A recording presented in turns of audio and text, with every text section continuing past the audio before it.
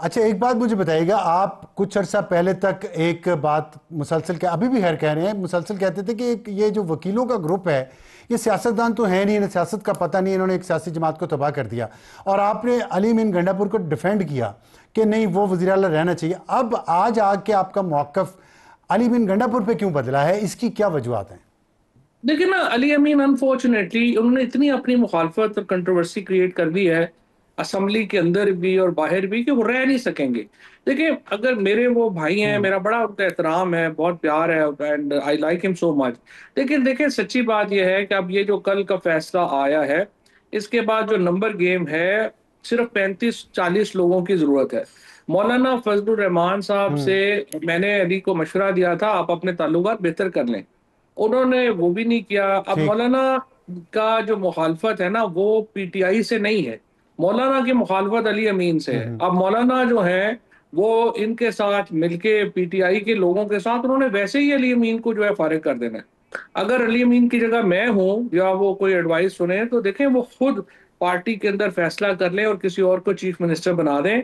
वो अगर आप चाहें भी वो इस्तीफा नहीं भी देते तो वो ज्यादा देर चीफ मिनिस्टर नहीं रह सकेंगे और पार्टी को बड़ा नुकसान होगा अच्छा। अगर अली अमीन गंडापुर के खिलाफ बगावत हो जाती है केपी में। और जो होनी होनी है, मैं ख्यालात सुनता हूँ क्योंकि मेरा बहुत पीटीआई के जाहिर है जो पुराने सारे एमपीएज हैं, एमएनएज हैं, मेरे से राब्ते में भी रहते हैं, मेरी बातचीत भी होती रहती है।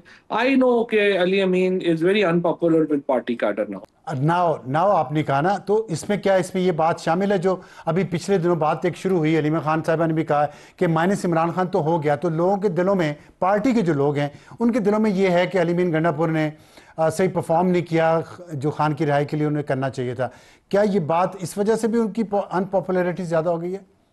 26 नवंबर के बाद से उनकी अनपॉपुलैरिटी जो है वो स्लाइड कर रही है और उन्होंने उसको रोकने की कोई जो है वो अमली तौर के ऊपर कोई सोच का मुजाहरा नहीं किया। उनको चाहिए था अपने मुखालिफ ग्रुप को जो है वो नीचे साथ लेके चलते। अगर मतलब गौहर जैसे आदमी भी उनसे गिला कर रहे हैं, असद कैसर साहब से जैसे लोग भी उनके साथ गिलामंद हैं, और चले आतिफ खान और तैमूर झगड़ा से तो उनकी पुरानी चल ही रही है।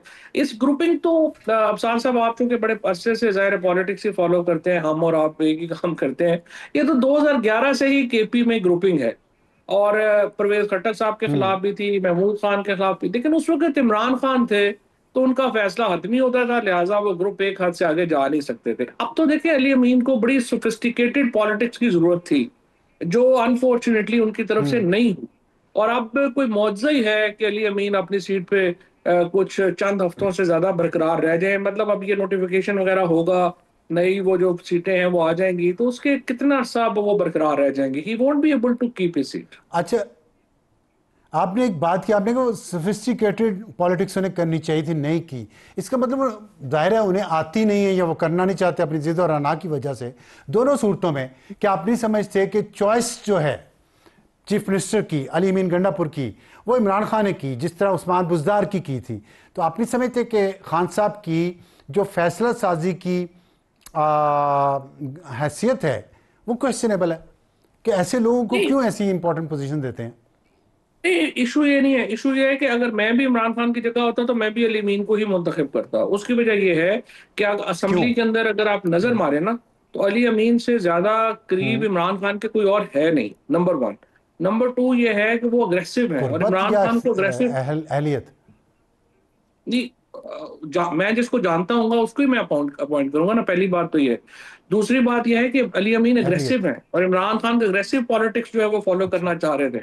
लेकिन अली अमीन ने उल्टा आके ठीक। जो पॉलिटिक्स इमरान खान चाह रहे थे उन्होंने वो नहीं की। और दूसरे जो सबसे बड़ी गलती की मेरी नजर में उन्होंने, वो देखें, चीफ मिनिस्टर का ओहदा बहुत इंपॉर्टेंट होता है, उसके पास बड़े वसाइल होते हैं, जी। इख्तियार होता जी। है। उन्होंने अपने आप को एक पार्टी लीडर के तौर के ऊपर उस तरह से एस्टेब्लिश नहीं किया। मिसाल के तौर के ऊपर आप देखें ना, शाह महमूद कुरैशी साहब से उनकी कितनी मुलाकातें हैं, एजाज चौधरी से, महमूद रशीद साहब से कितनी बार वो मिलने गए हैं। वो तो अपने डेरा इस्माइल खान से वो तो हल्के में ही लगे रहते हैं। अब वो हल्का में आ गए थे अगले इलेक्शन कौन से को हलकों के इलेक्शन है? आज इमरान खान अली अमीन को डेरा इस्माइल खान से टिकट ना दें, पेशावर से टिकट दे देंगे, वहां से बन जाएंगे। So I mean he has not been able to come out of the local politics. और मौलाना फजलुर रहमान साहब के खिलाफ जबकि सबसे ज्यादा अलायंस की जरूरत थी, आपने उनको दीवार से लगा दिया और उसका पार्टी को बड़ा नुकसान हुआ।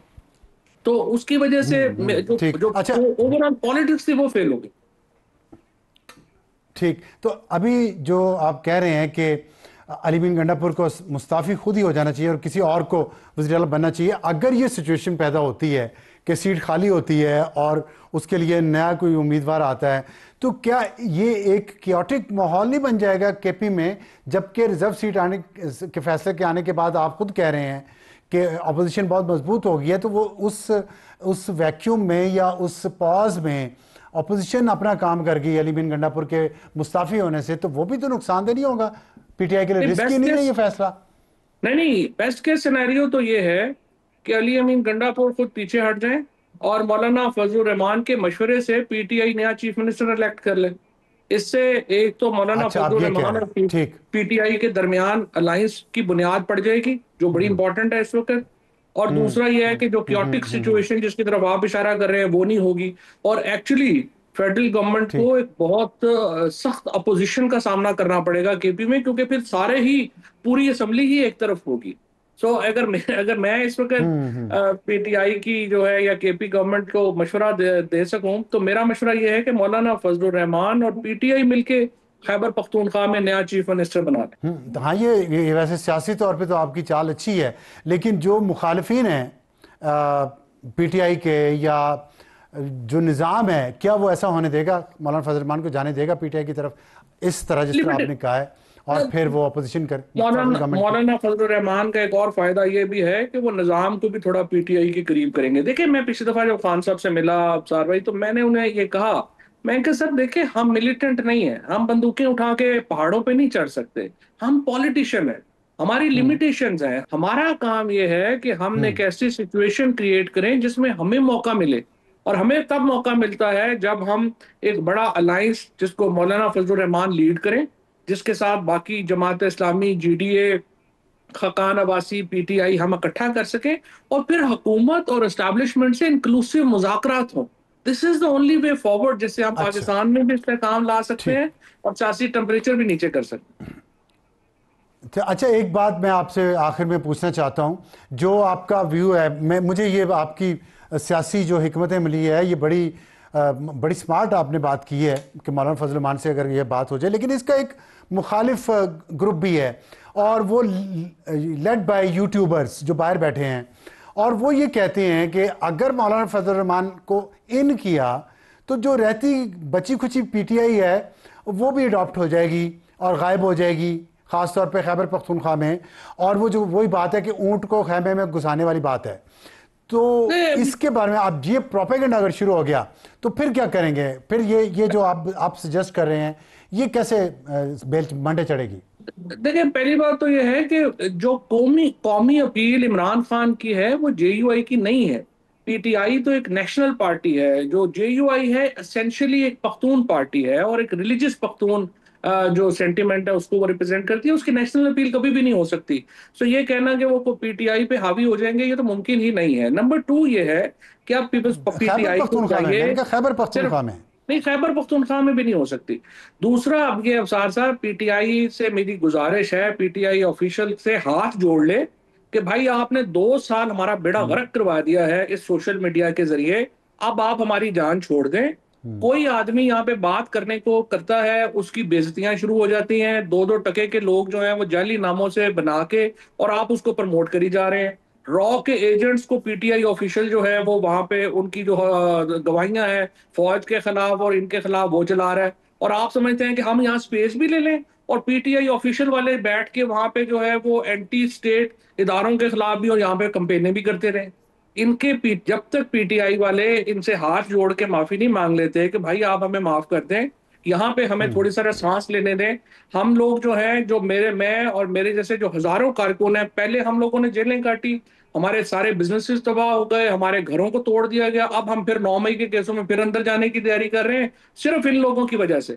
क्योंकि इन्होंने कसम उठाई हुई है कि तो टेम्परेचर जो है उन्होंने नीचे नहीं आने देना, और ना पाकिस्तान में टेम्परेचर नीचे आ रहा है, और हमें जो है इमरान खान को और हम लोग उनके कियों की सजा यहाँ भुगत रहे हैं।